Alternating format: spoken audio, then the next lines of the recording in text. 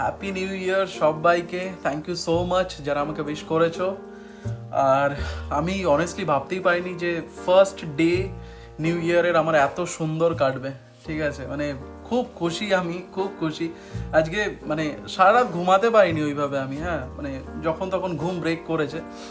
একটা স্বপ্ন দেখি আমি যে আমি একটা বিরাট বড় একটা স্টেজে পারফর্ম করছি, আমি অনেককে গাইড করছি, মোটিভেট করার চেষ্টা করছি। তো ইটস আ ড্রিম, মানে কি বলবো, যেটাকে আমি চাই যে হ্যাঁ সেটা সত্যি হোক একদিন, আর হবে।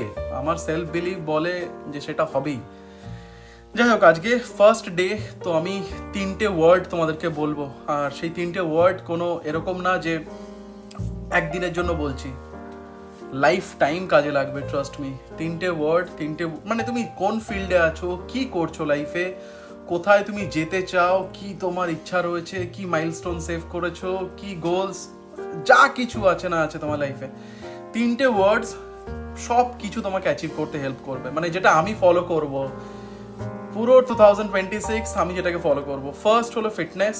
আমি মানে কি বলবো, একটু তো দুর্বল আছি, তো ফিটনেসের ওপর আমি ফোকাস করব। কারণ যখন তোমার বডি 100% রেডি থাকবে যে কোনো কাজের জন্য, তখন তোমার মাইন্ড অটোমেটিক্যালি কন্ট্রোল হবে।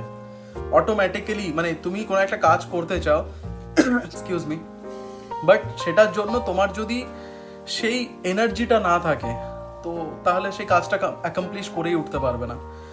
তো সবার আগে ফিটনেসের ওপরে ফোকাস করব।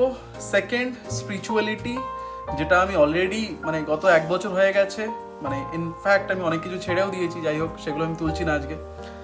তো সেইগুলো থেকে বেরিয়ে আসবো আর স্পিরিচুয়ালভাবে নিজেকে একটু কানেক্ট করার চেষ্টা করব।